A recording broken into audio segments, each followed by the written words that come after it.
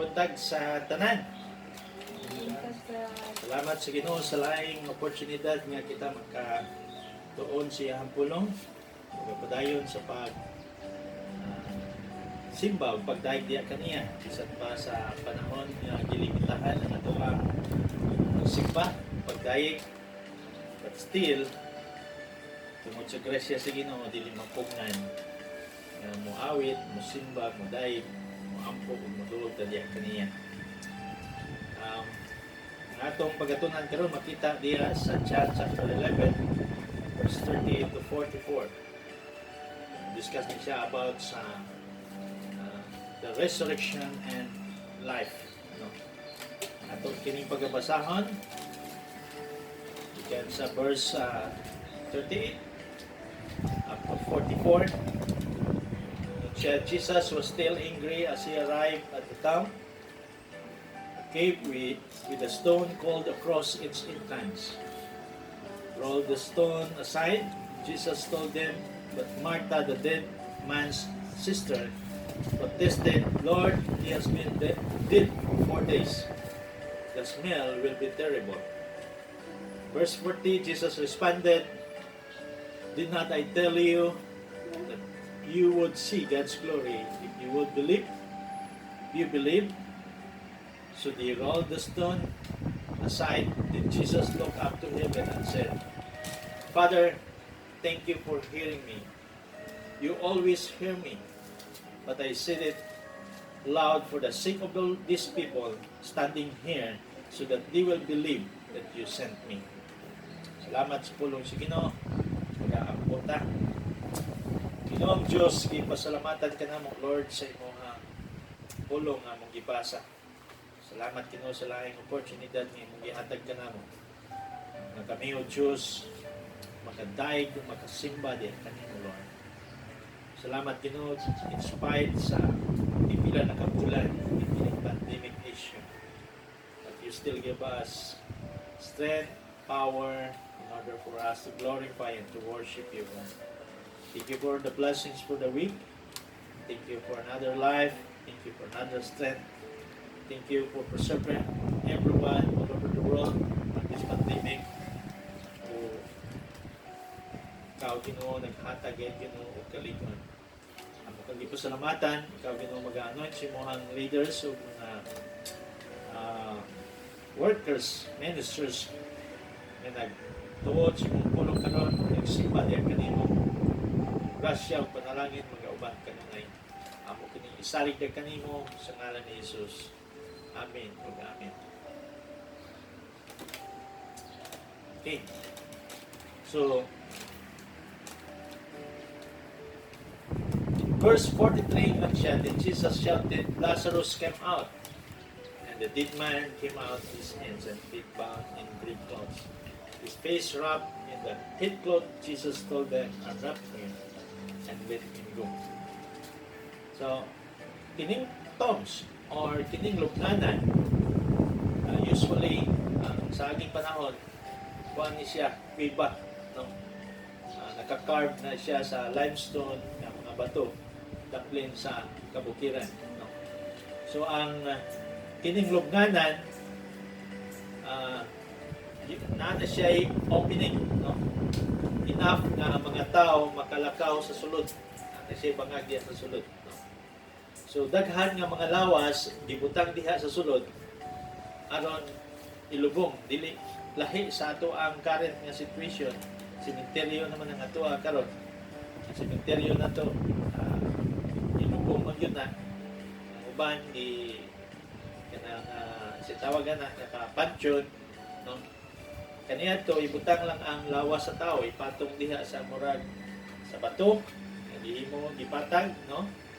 Daghan na siya, no? So pagkahuman sa burial, ang dako kayo nga bato nga maoy i-roll na siya, ipatuyok na siya or ligid na siya aron tabunan ang kining entrance sa lubnganan, no? So kung tanaw na to kining mensahe sa John i-direct ni John, no? Kung kinsa gyud si Ginoong Jesucristo. No? It is a declaration, no, that Jesus would represents the power of God through this scenario. No? Kining pagkamatay ni Lazarus ug iya kining gibanhaw. No? Because this would be testifies that Jesus was sent by God and He has power and authority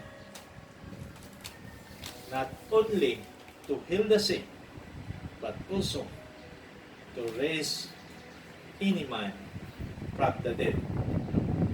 Tanaw na to sa iyahang this is the third time, no, kay Lazarus, the third time written in the Bible nga si Ginoong Jesucristo iyahang gipabangon or gibanhaw ang usa ka patay ug nahimo kining nabuhi. Si Jesus iyang gibangon ang uban, including sa katong anak ng babae ni Jairus, no? Makita na siya sa Matthew chapter 9 verse 18 to 26, no? Ug Mark chapter 5 verse 41 and 42, no? Ana siya diha. Luke chapter 8 verse 40 to 46. Nga ikaduha katong anak sa widow, no?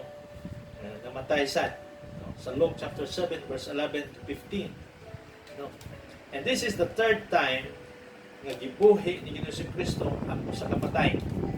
Gikan kini si Lazarus, this is already been fourth day. The time nga si Ginoong Jesucristo gi-inform nga si Lazarus nagsakit, wa pa siya niadto.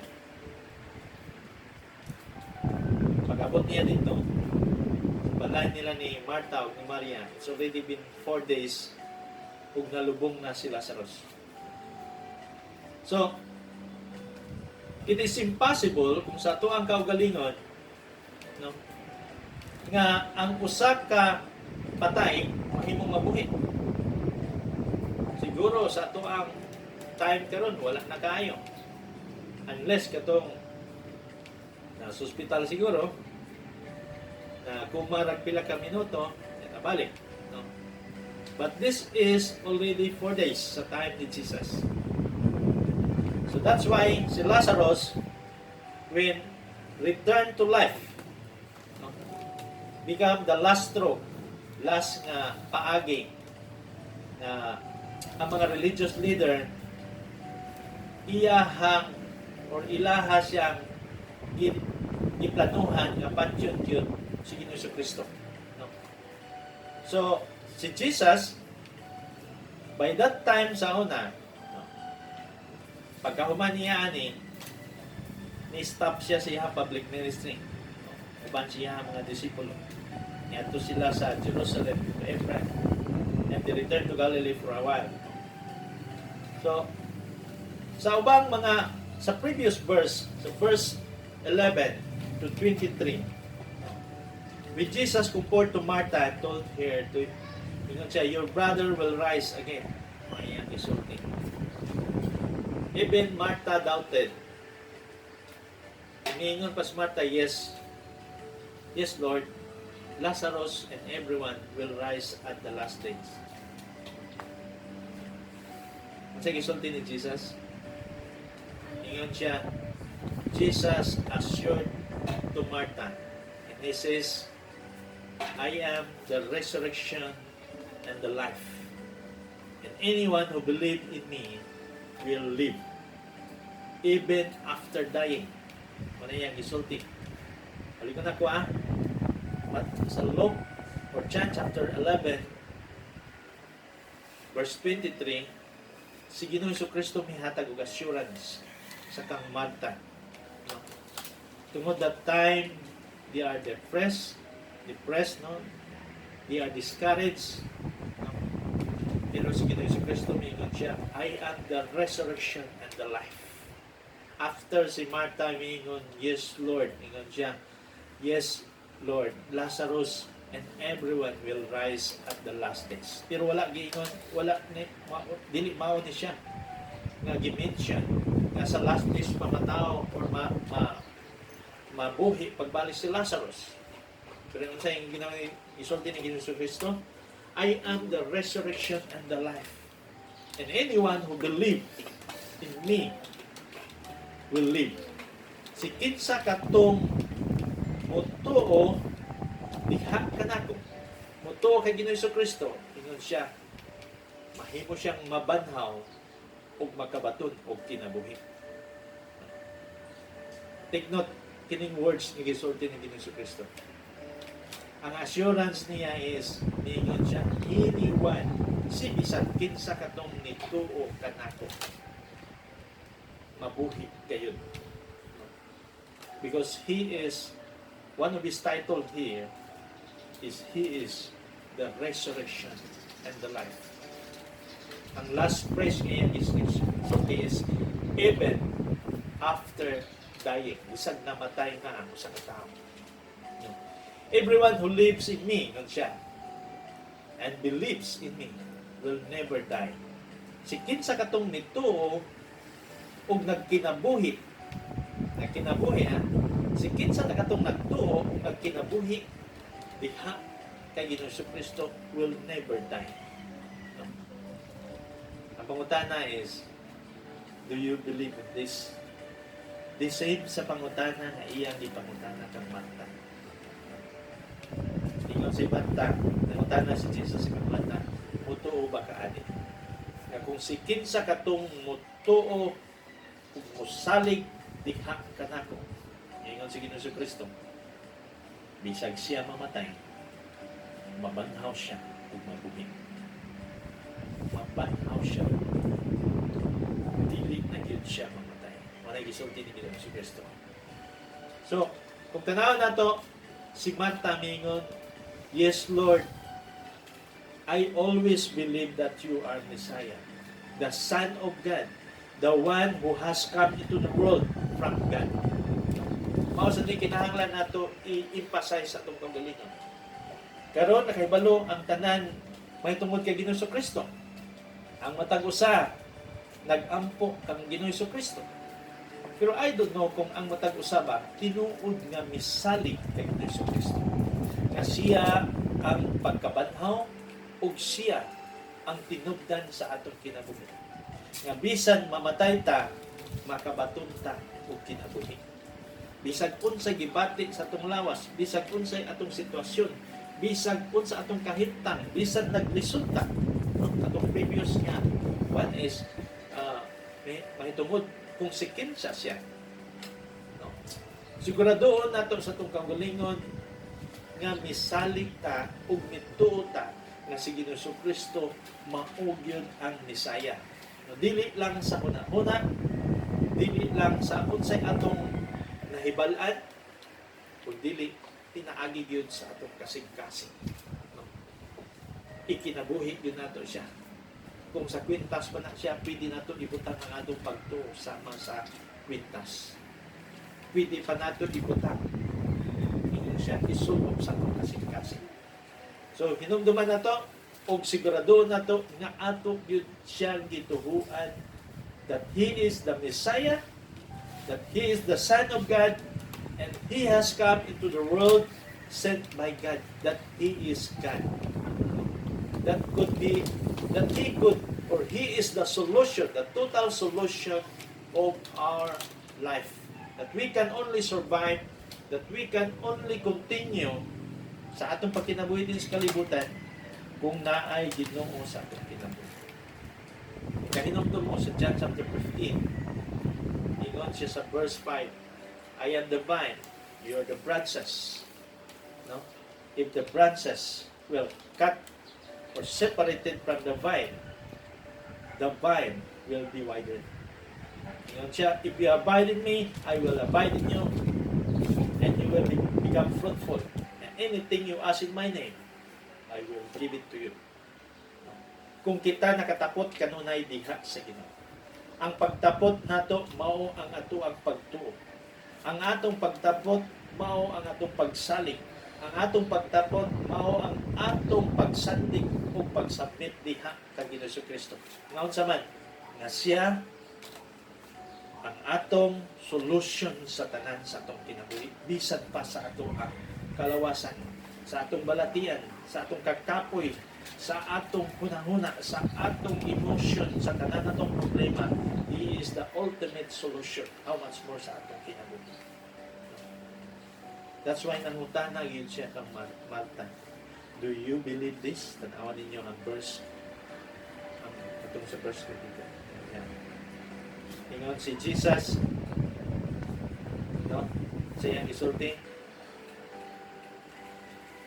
isulti sa kang Marta. Ingon siya, ako ang pagkabanhaw ug ang kinabuhi. Si kinsa katong mutuo kanako, mabuhi kayon bisan pa siya mamatay. Ug si kinsa katong nagkinabuhi kung nagtuo diha kanako, dili gyud mamatay. Bisan mamatay pa tong lawas. That's why nangutana siya. Ingon siya, mutuo ba ka, Marta? The same question nga iyang gilaban sa mutuo ba ka? Na si Ginoong Kristo mo yung ultimate nga solution sa imong problema, sa imong pagkinabuhi sa kalibutan. It's now time nga ato i-release nato ang kahadlok. Kung nahadlok na, atong isalig diya sa Ginoo. Si Jesus ni-probe ug nisulti. Sa iyang gi-probe, pagkahuman miingon si Marta, "Yes, Lord, I always believe that you are Messiah, that you are the Son of God, that you are from the one who came to the world from God." Sa gisulti ni Jesus, gitubag niya, "Then you will see," ulang na ko sa kai, "the glory of God."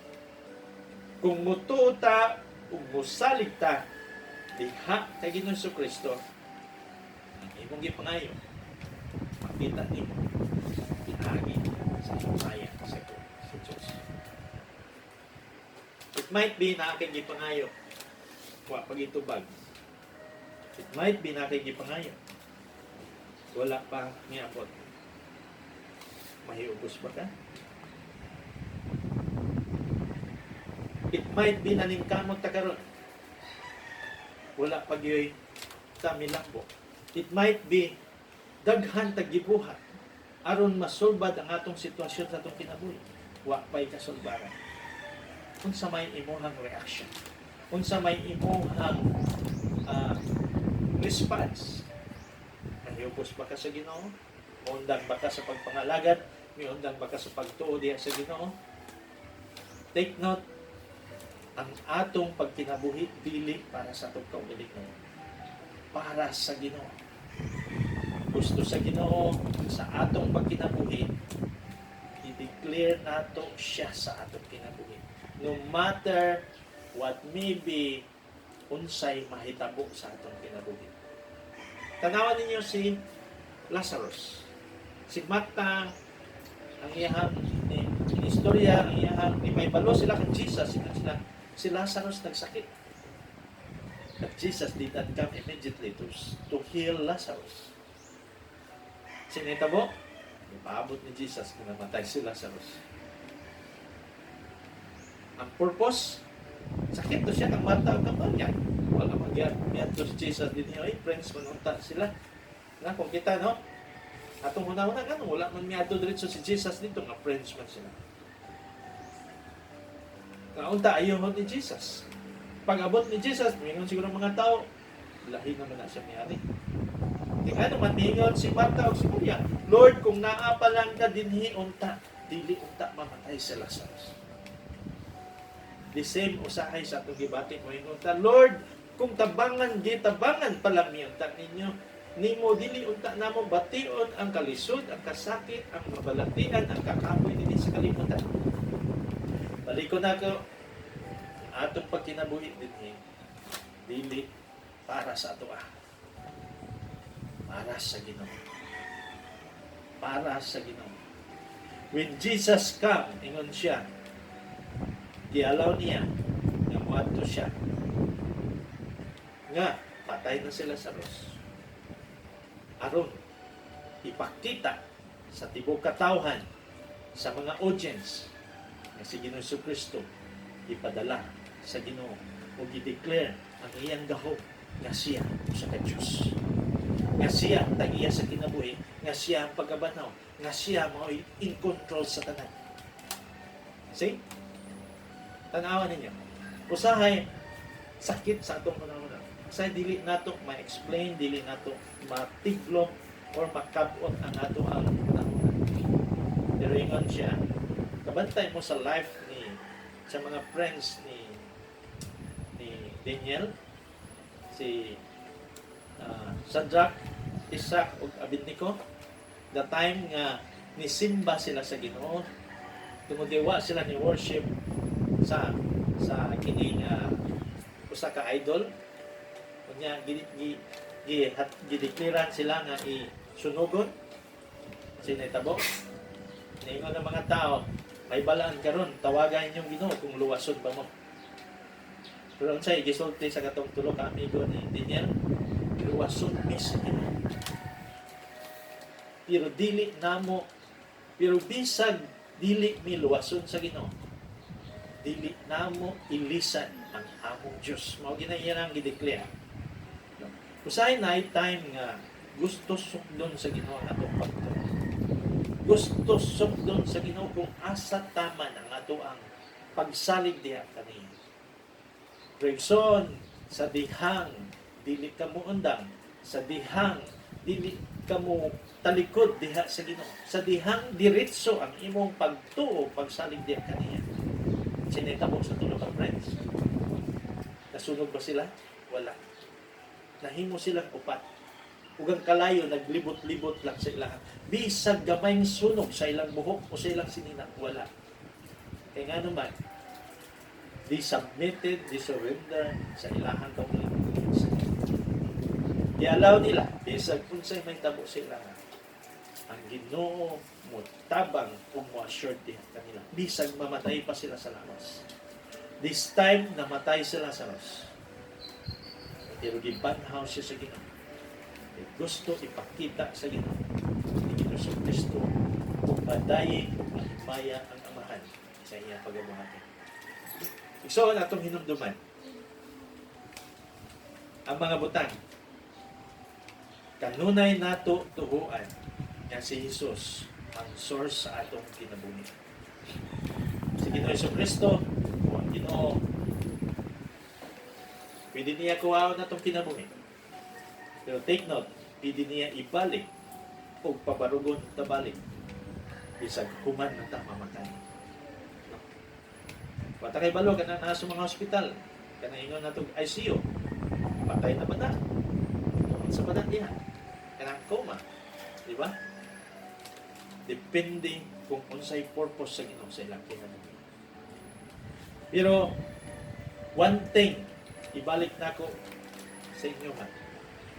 Sa dihang niingon si Ginoong Jesucristo, mutuo ba ka? Sa dihang mutuo ta, we must admit and confess that we are sinners. And we have nothing but only Jesus is our forgiveness and our salvation. It might be na gusto ipapagpo sa Ginoo. It might be na may gusto ipagbuhat ng Ginoo. You can ask to the Lord, you can ask to our God, to Jesus Christ, Lord, unsa may purpose nga nung naani siya sa akong lawas karon? Unsa may purpose nga nung naglisod ni? Unsa may purpose nga nung naghago ni? So, kung that's for the glory of God, that the same sa akong pag-ampo sa una. The time nga gi-operahan siya na, the time nga nasa ospital, namingon ang doktor nga, surrender na ko. Surrender ni sir. Wala na tayo paglao. Yun ako sa pilay mga option. Yan ay, kung akong gigunitan si Hana, o giampo na mo sa Ginoo, Lord, if it is your will, kung kwaon mo si Hana, then let it be. Kung maway mong kalipay. For it is our desire, na makakauban si Hana sa ating pagtinanong. Nating alam bisag way kasudlan sa dago, sa ugat naapay paagi. Ang Ginoo ang tanan paagi. In all, only for us to submit. Muingon ta, Ginoo, dili na ko ni kaya. Dili na mo ni kaya kung wala ka, Ginoo. Wala ni mahimo. Limited ang among hunahuna o pagtuo. Ligo namin, Ginoo. Kung natagi ni kadaugan, tabangi ni. That's the only way that we must believe. Ino na to siya, gituhuan ka na mo, Lord, nga ikaw ang total solution sa among mga problema. The number 2 is, we should always obey Him. No matter what happened. Usahay ang atong pagtuo o pagsunod manggod sa Ginoo na ay conditional. Sunod lang ta sa iya na kung watay problema. Pero kung natay mga problema, usahay biyaan nato siya. Balik ko na ako, obey Him no matter what happened. Either in good season or out of season or in bad season, either ulan or init, ayaw pagliko. In times of trouble, challenges, trials, persecution, sicknesses, famine, drought, no? Obey and serve Him only. No one else. No? Ayaw i-serve ang sibisan kinsa. Kaya wala tayo assurance niya. But Jesus, when you serve Him, ingon siya, you will never be disappointed. Tingnan naman, He's the same yesterday, today, and forever. And His promise will remain the same. That He will never leave you nor forsake you. Dili gyud kaniya kalimtan. Bisan pa mo sa kainahan daw, ilabay ilang mga anak. Ang mga ginikanan, isalikway ilang mga anak. But never ang Ginoo mo sa likway di kanimo. Sa dihang mo sunod kadiha. Sa iyang isulti, abide from me, remain from me, and I will remain in you. Number 3, na yung mga desisyon na ito usahay maglisod tag sabot. Ingon siya, submit your ways always to Him. Before we go, sa itam, jump mo platang, lakaw ta, no? Watay panangit sa Ginoo. Sa'y matulog ta, watay panangit sa Ginoo. Ikapoy na. Before you go, before you sleep, before we decide, before any deal, before any transaction, in our daily lives, in everything we do, ask His guidance always and light for wisdom to every decision, either small or big. Isang gagmay na siyang mga part. Ayaw pagsalig sa imong kaugalingon. Dili ta magsalig sa atong kaanak. Pangayo o i-exercise gyud kanunay sa Ginoo. Lord, imo ba ni siya tabangi ko Ginoo, giyahay ko sa right decision. Usahay lisod kayo sa aton ang right decision. And I believe pangayo gyud kanunay og guidance sa Ginoo. Lord, giyahay ko, tudloy ko. Pag-ampo og pila ka minuto before ka mo jump, before ka mo langaw, before ka mo decide. Then after that decide. Ang imong pag-ampo, Lord, guide me. Protect me. Strengthen me. Give me strength. Panalangini ang tanan akong decision. With God, when you allow God in control of everything, sa iyang isulti sa Proverbs, He will make your path straight. No? In all your ways, acknowledge me, and He will make your path straight. Bisag unsa pa na kalikoon, bisag unsa pa na kabato-bato, bisag unsa pa na, bisag naapatas tunga sa mga kaaway, bisag naapata gipalibutan sa kagubot, bisag naapa ang tibuok daotang tao na as palibot, bisag gilibutan na ta, ayaw kahadlok. Kaya ngon sa Ginoo, I am with you until the very end of the days. Hangtod sa katapusang gutlo na ining panahon. No? One thing is, always delight your life to Him always. And He will give you the desires of your heart. Last time, ang atuang topics is, we always serve the Lord, give it to the Lord, to the government, and to other people. Kung ang atua is pakapinran. Balikan na ako, ang pakapinran, sobra pa sa ihatag unta sa atua. Ang grasya sa Ginoo mao ang kaluwasan labaw sa tanan sa atong kinabuhi. Ang grasya sa Ginoo mas dako sa unsay atong ginunahuna dinhi sa kalibutan. That's why magsalig gyud ta sa grasya sa Ginoo. Inaagi kay Ginoo Kristo nga maoy atong complete total solution. So, I know, kaingon ta. Ngabi din atong bation sa kalibutan tungod kinapamantas kalibutan. But we cannot survive unless we have Jesus in our life. And share it as well to our friends, our relatives, our families, in order for them to be strong and courageous. Daghan mga igsoon na ito karoon sa balatian. Hadlok mga ito hospital. Diba sige nun, COVID diretso. Ngayon uban, gamay ra, nagpa-swab test, na positive diretso. Ang uban, bisag dili zero COVID. Ibiglan na COVID. But what may be challenges, bisag unsa pa nang nasa itong palibot, ayaw mo kahadlok. Kasi si Kristo may ingat siya, I am the life. I am the resurrection and the life. And when you die, you will live, rise again. Because I am the one, the Messiah, the Son of God, who sent from heaven to earth. From God, who is our God, who is the controller, the sovereign, who is in control of everything. Inawat nga matagusan, kanunay, magligon, kinagi sa pagbasa sa punong Ginoo. So, way laing mo comfort diha ka na to. Pagbasa sa pulong sa Ginoo, atong relasyon sa Ginoo. Sahaya atong parents, atong igsoon, atong mga parinti dili maka-comfort sa ato, ang mga wife, husband dili maka-comfort sa ato. It's only the Word of God in our relationship to Him. Diha kanunay na atay, kalipay, o kalinam kanunay. Salamat sa pulong sa Ginoo. God bless you.